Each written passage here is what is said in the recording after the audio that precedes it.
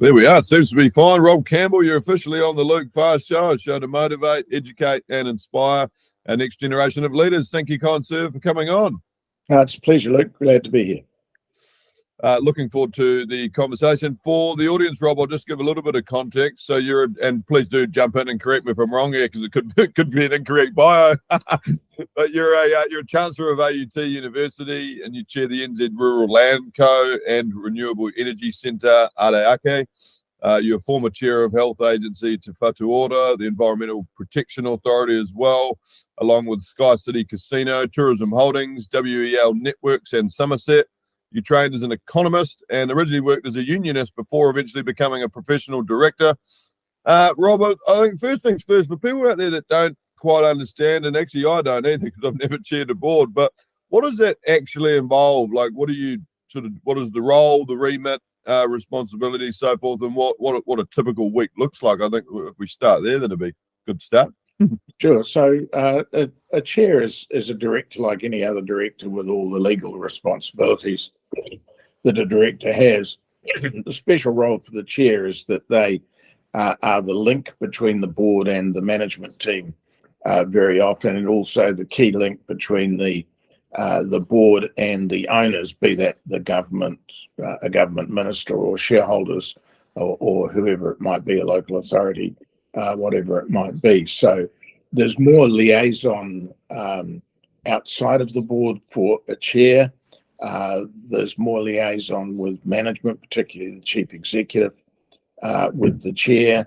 And there's also just a certain amount of coordination of committee work, obviously chairing the meat of the board meetings, but that becomes a relatively small bit of the time commitment. But bringing together, I mean, the way I certainly chair boards, and it's the typical way, is to try and reach a consensus of board view about an issue. So it's not simply a matter of saying, well, here's a paper, who's in favour, who's against, but you try to work towards a consensus board view on things. So that ability to bring together different strands of thought is probably the other skills.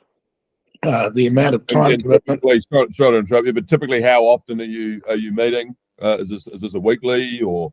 Boards typically meet once a month, or in smaller companies once every couple of months. But again, chairs act in different ways. But in my situation, I always have at least a weekly meeting with the chief executive. There wouldn't be many weeks in which there wasn't a subcommittee of some kind meeting. And also not many weeks in which you wouldn't have some sort of interaction with a regulator or an owner or something of that kind. So the work commitment varies a lot depending on the size and nature of the business. Right. And so for context, so for example, if the board was looking to get rid of a CEO, as the chair, you make that final decision along with your counterparts? Yeah, you wouldn't make the decision, but you would convey the news to the chief executive typically. Right. Gotcha. So you're effectively, about a hierarchical sense, you are above the CEO, right? As chair of the board. Yeah. If on that sort of purely on paper theoretical sense, you're the head of the company or the organisation, whatever it might be. You're the crown in a government sense. Yeah. I've got many different terms I could throw out there, but I won't. But anyway. No, let's not get pejorative.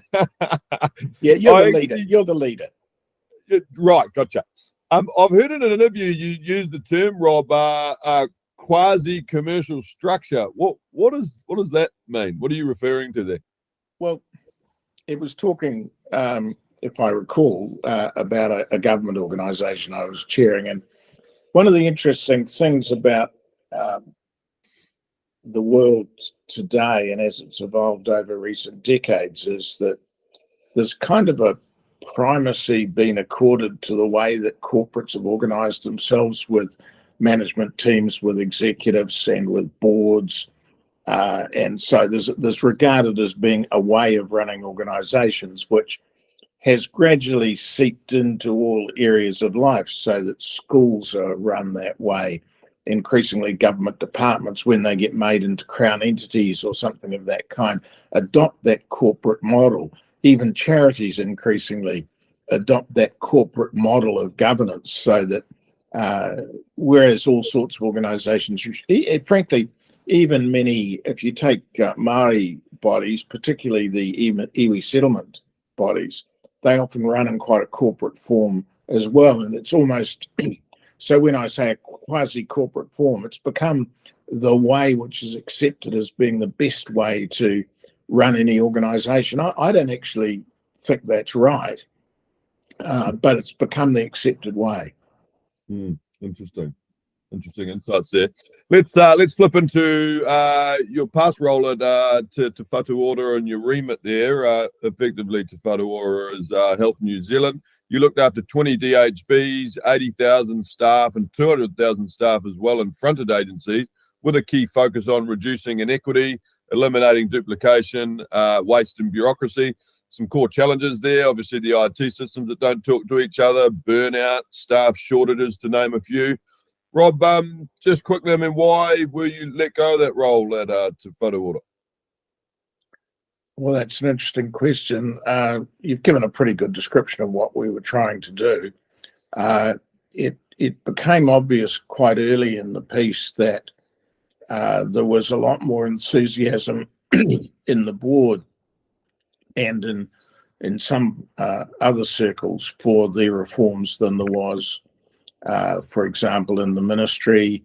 There wasn't high enthusiasm for it in the previous hierarchies of the district health boards, both boards and management. And I think once it dawned on the government quite how far-reaching achieving the objectives of the Paora legislation was, their enthusiasm for the law they had passed started to diminish too. So I was increasingly at odds with the management teams we had inherited. I was increasingly at odds with ministerial advisors.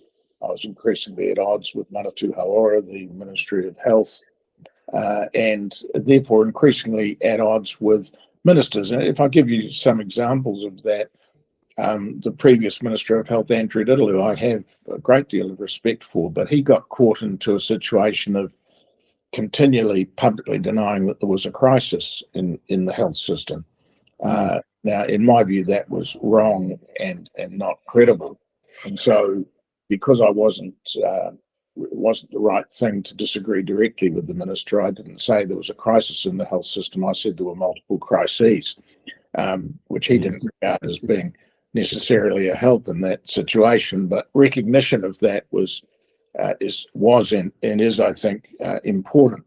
A second incident arose where I was giving a speech and made the point that I was calling for support from businesses and communities for what we were trying to do, and said, you're involved in this. One example is this legislation that's been proposed by Clarice Warbrick from the Greens to limit sales of alcohol, and all of our public health advice from our experts is that reducing the number of alcohol outlets is a good idea. So you should be supporting this. The government at the time wasn't supporting it, and I got told that you shouldn't be saying anything that the government doesn't agree with. So there are just these series of things rolling along. And so ministers and their advisors they got upset. Minister Verrill got upset because I was talking too much about equity and working together with Taka Whaiora and with Māori organisations, and she thought I was making more prominence of that than I should have been. So there's just this rolling series of things where I believed, and I was representing the board in this matter, believed we should be going faster, harder, more clearly on the side of our people working in health rather than what suited the government politically or what suited the national bureaucrats. So that tension was building up. They thought, in their words, I was being told, Rob, they think you're a bit mouthy. And I don't even disagree with that. I wanted to be mouthy because I thought it was important. Honesty is the best policy, Rob. Do you think you're too honest? Oh, look, I don't know. Everyone claims to be honest, and they're usually crooks if they're claiming to be honest. So I don't want to do that. But I do think we should be speaking up about what we think and what we believe in. So in the end, the government decided to pick on this a post I wrote in LinkedIn, which was critical of the National Party, funnily enough, on their Three Waters policy. And the idea there was that I had somehow stepped outside of what I should be doing because you shouldn't criticise the National Party because they might be the government one day. And, I frankly didn't care and still don't care about that, because if the National Party had come in with their existing policies, I'd have resigned. They wouldn't have had to sack me. I wouldn't have been there to implement Right. theirs. I had no intention of working for the National Party. So is it in your contract, Rob, to be politically neutral? Is that actually is that by law you have to abide by that? Or Oh, look, there's a slightly esoteric argument around that stuff. There is a public service code of conduct which covers directors of Crown entities, which Te Whatu is, and that is typical of those things. It actually starts out by saying how open and honest and frank we should be with everything we do, and then it starts to slide in the restrictions on that when you get to page 2. And there are a couple of paragraphs that are relevant. One of them talks about impartiality and neutrality, which is clearly talking about when you're acting for Te Whatu, and so you shouldn't do anything there which is against the policy of your organisation, which I wouldn't have ever done. I was always representing, to my mind at least, the policies of Te Whatu. The second one refers to when you're acting in your private capacity, you should still act in such a way as not to do anything to reduce the trust of the public in your entity. Now, I, for the life of me, can't see why disagreeing with the National Party policy on Three Waters was likely to reduce the trust of anybody in Te Whatu. So I and the government just disagree about that, but that's the phrase that they say I didn't do. And in fact, Minister Verrill, puzzlingly, continues to say that she sacked me because I called the leader of the opposition stupid. And I didn't, actually. What I said about the leader of the opposition was that he had rescued you might think it, but you didn't say it. he rescued his party from a piece of stupidity on climate change, which was actually by Maureen Pugh. And I said he'd rescued his party from it. So quite how that makes him stupid, I'm not sure. But it probably suggests overall that I was never an ideal pick to be a mouth shut public servant. And frankly, you won't change anything in public sector. You won't carry through big reform programs if all you are is some mouth shut, blinkered public servant. That's how we got to this position. That's how we got the health service we've got. Right. If people working in health had been able to speak and act more independently, this would have all been called out and identified much earlier. It's partly because of the public service structure that health is in the situation it's in today. Yeah, absolutely. Yeah. And you once said, Rob, I think an early issue is to shift more funding to kaupapa Māori health services. If no new money is made available, Te Whatu must lead by shifting existing funding across to direct or co-management faster than it has happened so far. What are the root causes, Rob, as to why the organisation moves so slow, do you think?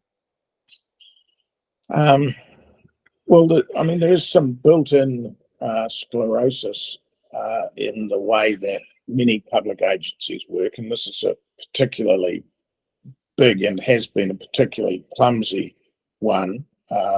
So there's a whole series of procedures and policies, etc., that people follow that are not conducive to quick change. I think also over time there's been some quite negative attitudes to change built up within the health bureaucracy, a kind of we know best attitude, which actually isn't so much the clinicians as hospital management and health management more generally, not simply in hospitals. But it's attitudes, it's skills, it's culture. There's a lot there to change, and you won't do that without cracking some eggs and spilling some things. So I believe you've got to move quickly on it because the cause is important enough. You can't do it.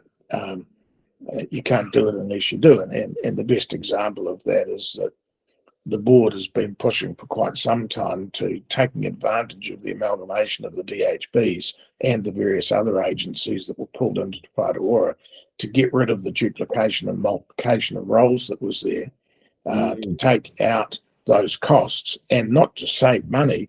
We want more money in health, but to apply that money at the front line where it's desperately needed. And, you know, the existing management teams were probably looking after their own jobs or their own ways of thinking about things, were pretty resistant to that. But there is a plan which has been in place now ready for some time, ready to roll out, that will affect quite a large number of jobs, but will move hundreds of millions of dollars to the front line. And, you know, getting the management to move on that has been hard, and it's pretty obvious that in recent months the political will to make those changes might have gone a bit weak too. Yeah, very much so. Rob, you referenced there a lot the term frontline. What do you think we use a war analogy by referring to our nurses and police officers, ambulance drivers, or firefighters as the front line? Yeah, it's really unfortunate, isn't it? And I know I do use it myself, but it reflects, I think, what a battle some of these things are, and I'm sure it is true for police and other agencies as well, that they do feel a bit embattled from the generals behind and the people that they're supposed to be working with. You know, there's one of the fundamental cultural changes that we need to have within health is that we need to introduce a concept of servant leadership, so that leaders in the organisation are there to promote and look after and enhance the roles of the people working in the organisation. And if you're not doing that, you really won't be able to have this sort of relationship. You know, the old patient relationship is quite a dependent one as well. There have been efforts in health globally to sort of say, oh, well, let's think about it as a customer, but that is very transactional, an individual kind of health transactional too, where I think the health systems around the world are searching for what the right concept is. But a public health system really should think about all of the individuals and whānau they deal with as partners or owners. There's, for example, in Alaska, there's a thing called the Nooker approach to health provision, which actually does refer to their people as owners. And, you know, one of the problems, I think, is that our public don't see themselves as owning the public health system, which they own. It's seen as a separate thing. How many New Zealanders would be aware of that? Not many, I would imagine. No, it's not front of mind. And the organisation doesn't behave towards people.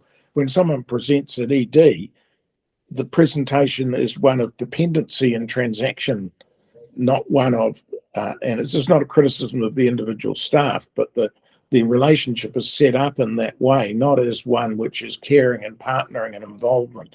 You know, even the physical layout is not conducive to that. And you mentioned there in an interview role with Radio New Zealand, I think it was a while back, around how you feel as though the decision-making unit in the process, the decision makers were effectively quite shielded. What did you mean by that exactly? Oh, very much. I mean, one of the things that I was doing, because I think it's the right way to lead organisations, is getting out and listening to people who are doing the work on the shop floor, or in this case in the clinics and in the departments. And I was doing a lot of that. If you do that walking around with the general manager and a little phalanx of officials with someone clicking photos of you, you probably don't learn very much, and you're probably not really very well appreciated by people who are trying to work hard. You're just a bloody nuisance. So I tried to avoid that. You couldn't avoid it all the time, but you need to cut through that. And, you know, when I went into meetings with people like that, they would often say, this is the first time we've seen anyone from the leadership of our organisation. They've never been in here that we're aware of. They never come to us. If they communicate with us, it's all one way. They're telling us what they want us to do. They don't come and listen to what we want to do, and that's a problem lots of large organisations have, but it's certainly a big problem in health, and so that's at that kind of personal level, it's important and needs to change. But also, while there are formal relationships with the colleges and other professional organisations and with the unions, they're not really integrated into the decision-making process, so that even the collective voices of staff are not really well heard at all. And they feel left out. They could be involved a whole lot more, and they need to be structured into the decision-making a whole lot more as well. So that if you don't have that, if you make your decisions in Wellington, if you're a group of what I call whiteboard warriors trying to make a decision, you are cloistered. You're not hearing what's actually happening on the ground, and therefore the people on the ground don't feel involved in it, and they think you don't know what you're talking about for a very good reason. You don't know what you're talking about. And if we were to unpack the term whiteboard warrior, I mean, is there an element of paralysis by analysis there? They sort of got the pen and they're framing a lot on the whiteboard, but really just not simply getting into the thick of it and, so to speak, on the front line, knowing what the issues are on the ground. Absolutely. They spend a lot of time often with external consultants whose job it is to do these things, but plotting out operating models and all this kind of thing as to how things might work and what might look more efficient. When you're in a situation like health is, where the issues are so complex, so multiple, that you can say, oh, that's also complex. I'm going to abstract myself up here on the top and try and work out what looks good from that point of view. and then you find that's not going to work further down because no one else is involved and you've missed a lot of the important detail. I think do we have a problem with managerialism at every level then? Yeah, I do. I think we've become over managerial. We've equated. You need managers. We need health sector managers, big organisations. So you need managers, but they have to be appropriately skilled, and they have to be appropriately motivated and controlled.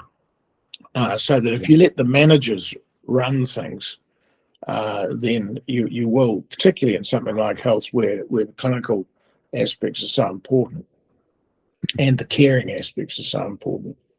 If you let them run it, they will run something that no one else fits into. So you've got to really reverse it. And that's, interestingly, that's a lot of what the kaupapa Māori services do. They kind of, because they've absented themselves from this hierarchical, highly structured, highly bureaucratic regime, they actually get things done more quickly. I mean, so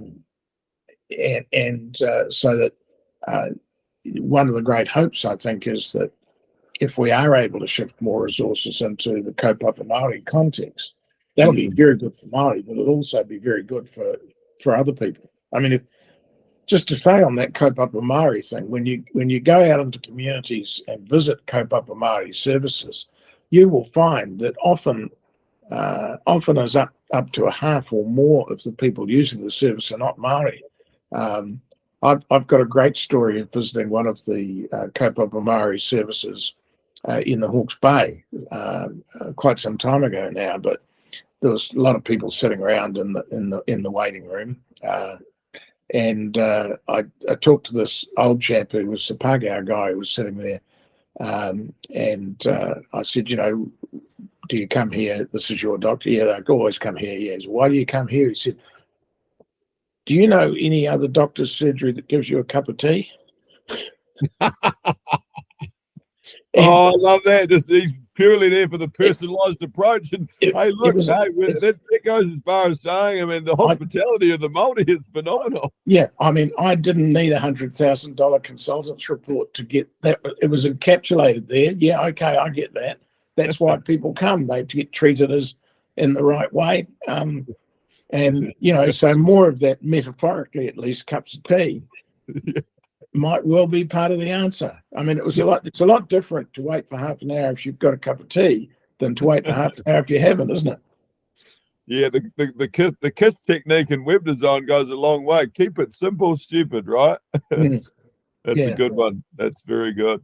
Hey, let's talk about sort of doctors, nurses, and that pay difference just on an international level. I mean, competing internationally, Rob, as far as pay scale goes, for doctors and nurses is quite hard.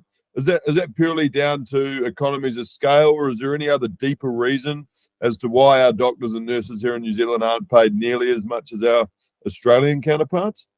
Yeah, look, it's a huge problem globally between poor countries and richer countries and countries that are not so rich.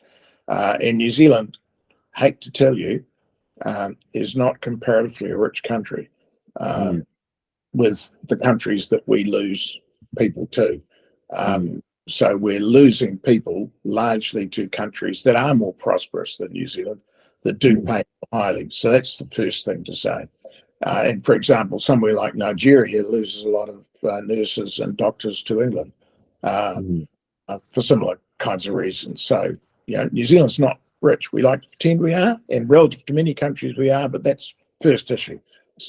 Second is we do relatively undervalue skills in the health professions, and so there is a need for a much bigger shift towards pay relativity, the equal pay argument that the nurses are gradually and grudgingly winning, which in my view is a disgrace because everyone knows they're right about pay equity. In the same way as everyone knows that the nurses are right about pay parity as between the hospitals and the funded sector. Nobody argues they're not right. Just argue, well, it's hard, we can't afford it, or we don't know exactly how much we're ripping them off, so therefore we'll just keep ripping them off the same old number. It's not a very good argument, but so poking the problem. Yeah, there is that. So there's both elements of it there. Now, the answer to that is to do everything you can to have pay fairness within New Zealand.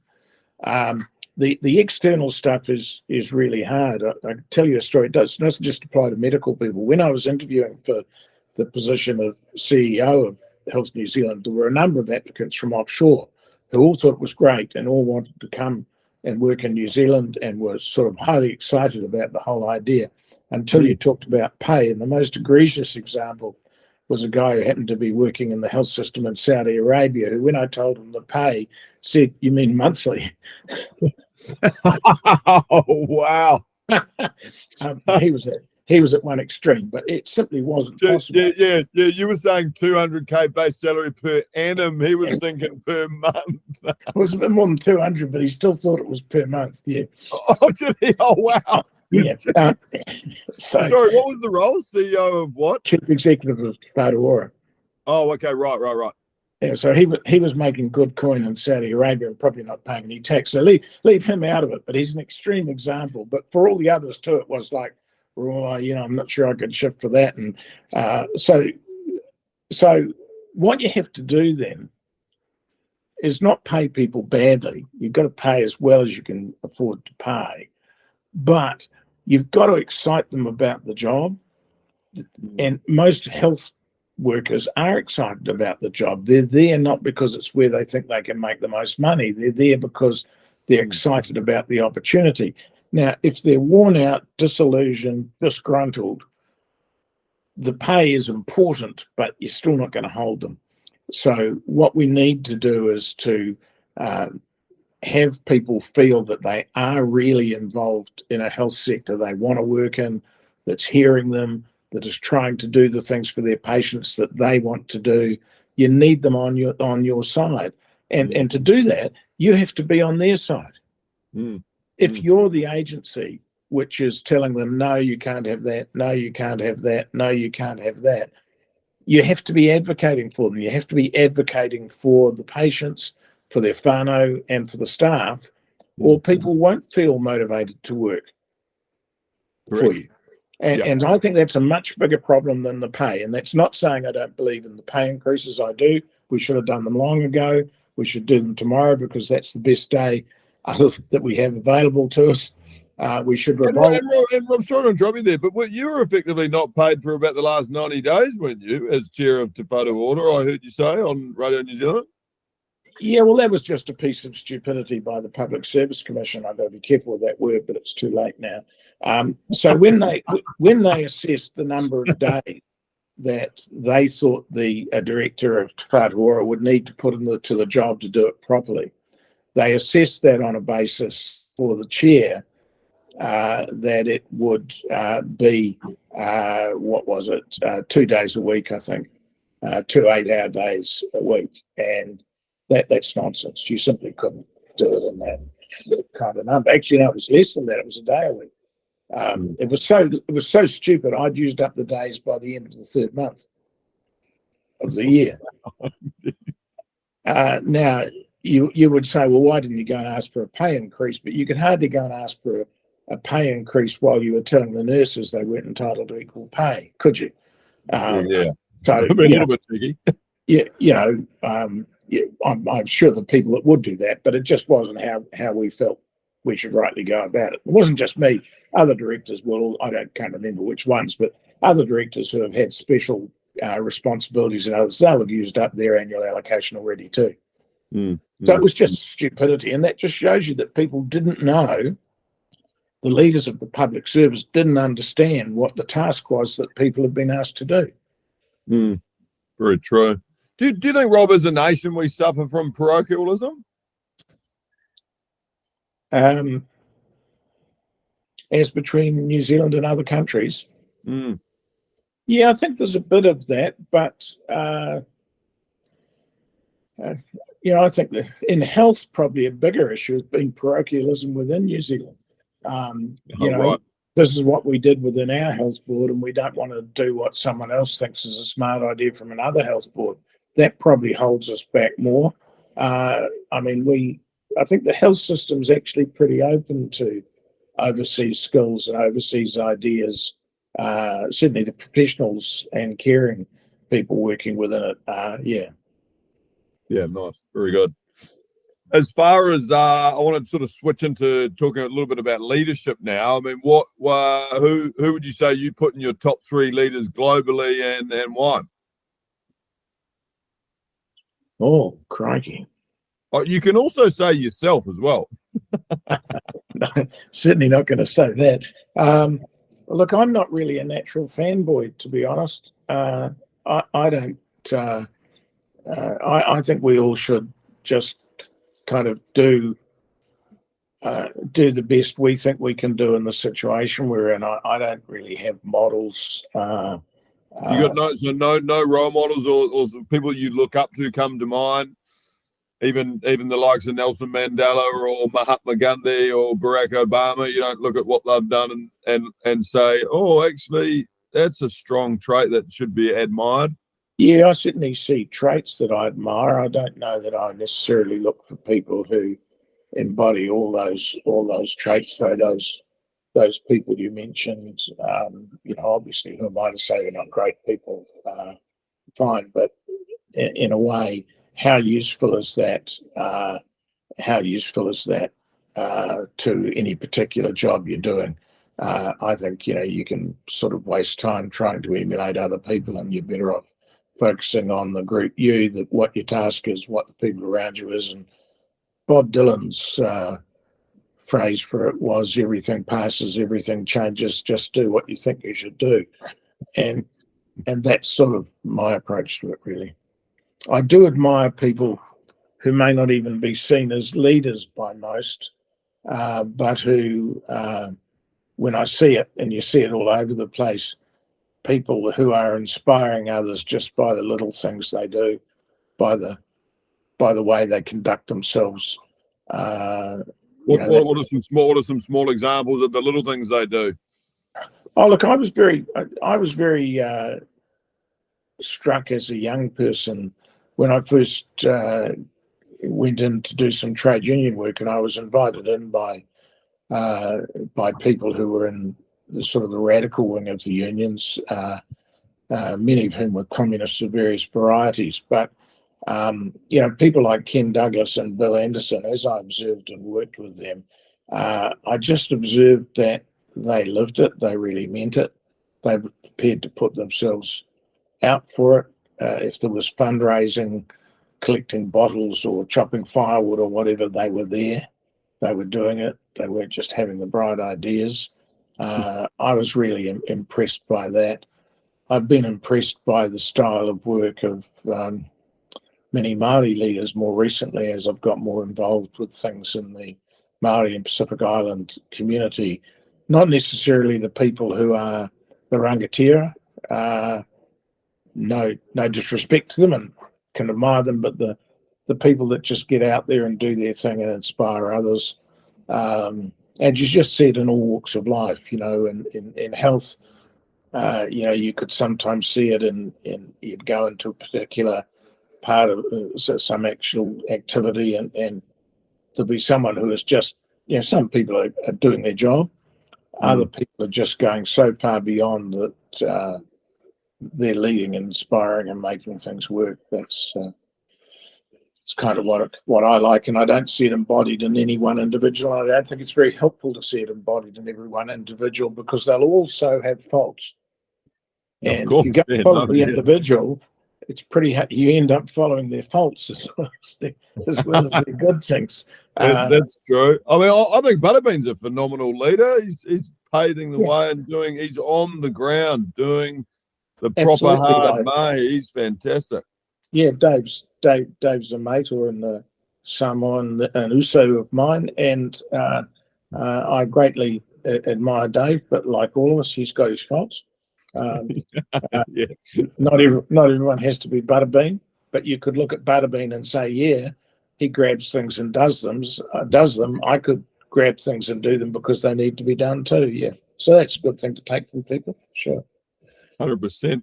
Rob, let's talk, just before we wrap up, but let's talk a little bit more, focus on your professional career to date in that timeline. What do you think you're the most proud of, and why? Oh, look, I don't even think of my lifetime as a career, to be frank, unless you mean it's been careering downhill out of control.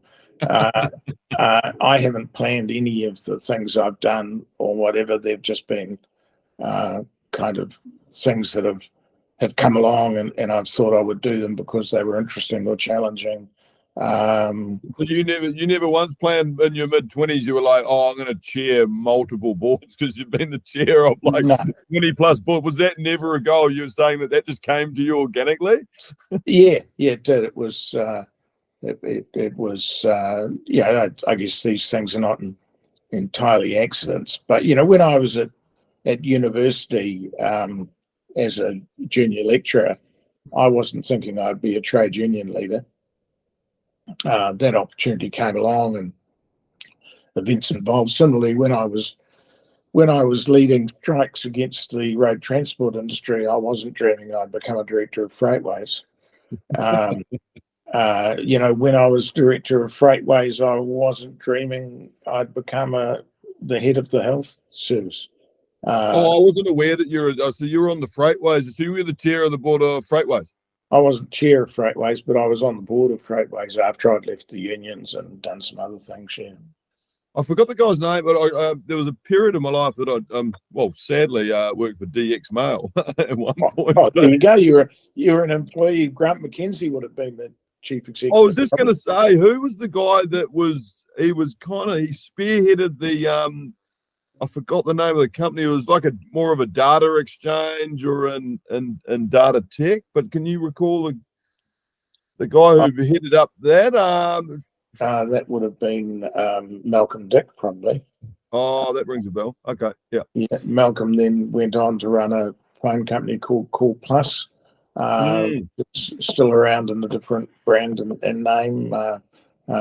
So yeah, a lot of people who work for Freightways are now leading other organisations across. Don Braid was a young manager in those days and went on to run Main Freight. So a lot of people who were relatively young managers around in Freightways at the time who've gone on to do great things. Oh, great. Is Castle Parcel still alive? I think Castle is still alive as a brand, yeah. The funny thing about that, I mean, the guy that was the sort of the key founder of that, Trevor Farmer, is still alive. Was a brilliant businessman, and they owned quite a few of the courier companies at the time, and the courier company would do something wrong, and people would ring up and say, "I'm never working with you again. I'm shifting my business to X." They owned X as well, though. So yeah, exactly. Really make any difference to them, but he loved that idea of having a whole multiplicity of brands.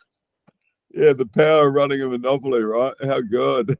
Yeah. He would say, we're never going to put all these into one, or they'll work out what's going on. Yeah.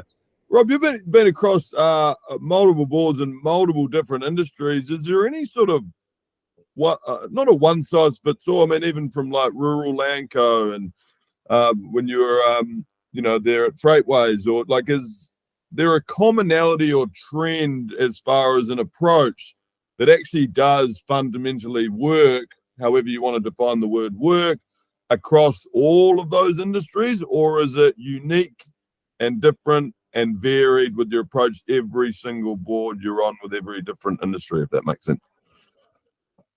Yeah, look, I've thought about this a lot. As you get older, you get a bit more reflective. I can't relate, mate. No, you'll get there.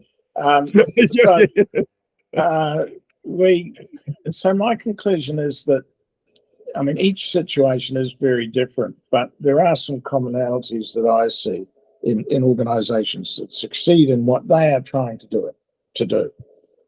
And one is that they've got real clarity of purpose. They know what it is they're trying to do. Secondly, they've got a strategy which they stick to, which is related to that purpose. It seems fairly obvious, but these lots of things don't have a clear purpose, don't have a strategy which is clearly aligned to that purpose. Third thing is they take the marketplace as it actually is, not how they'd like it to be. They take the community as it is, not how they'd like it to be. If they're a government organisation, they do the same thing. They don't kind of work to some theoretical view of what it is, but they accept that it is what it is and look to work with that. And finally, they're good with their people. They're in tune with their people. And that can be in totally different ways. That can be in a totally altruistic organisation that is totally in tune with altruistic motives amongst its people, or it can be a really greedy commercial organisation. But if its purpose is to make these kind of profits, it's to make them with this business model that will make those profits.